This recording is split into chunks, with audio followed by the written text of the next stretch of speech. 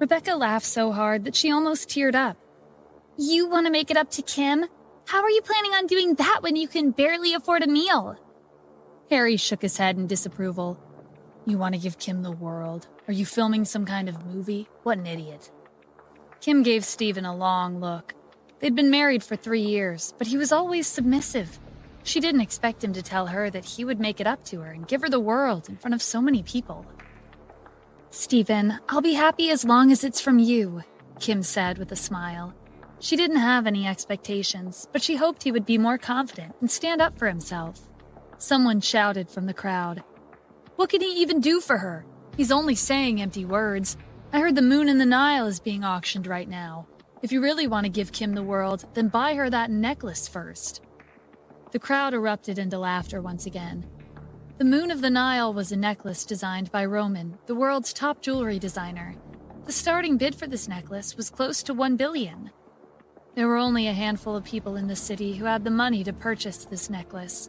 Someone like Stephen, who lived off of his wife, would never be able to afford it. Kim didn't want to listen to their gossip anymore. Let's just leave, she whispered. Many women dreamed of wearing the moon of the Nile, and Kim was no exception. But the necklace was out of her league, and she could only wonder which lucky woman would end up with the necklace in their possession. Stephen followed Kim out of the building. He didn't miss the envious look on Kim's face when the crowd mentioned the moon of the Nile. The next morning, Stephen received a call from Jack.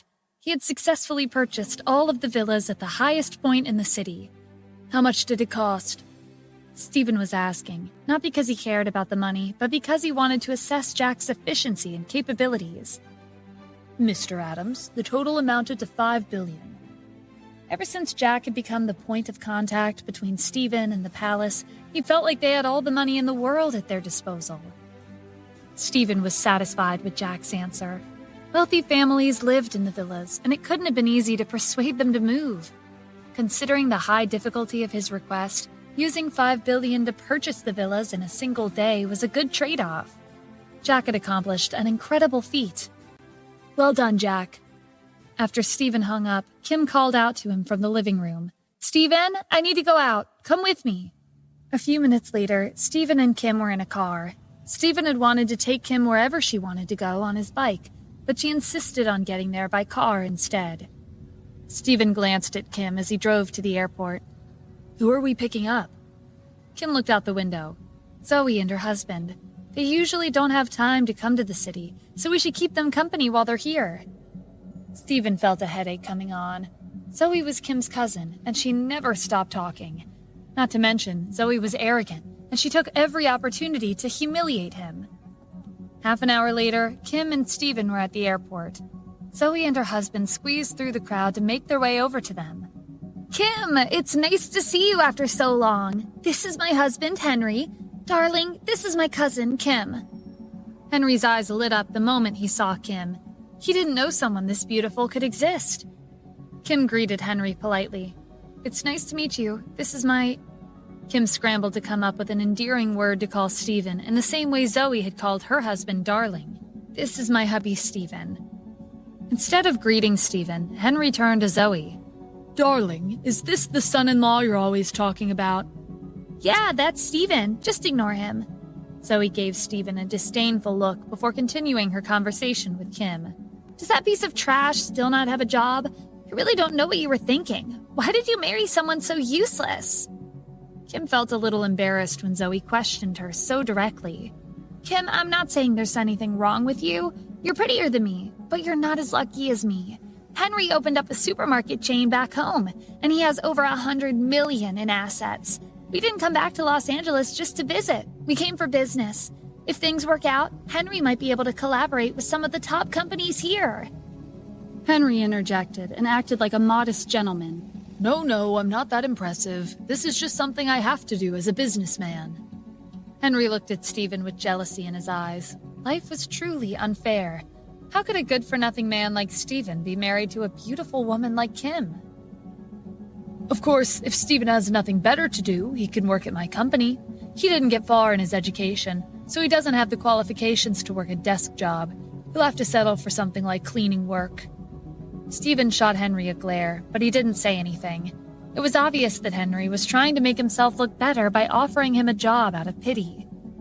Kim quickly changed the topic to prevent them from criticizing Stephen further.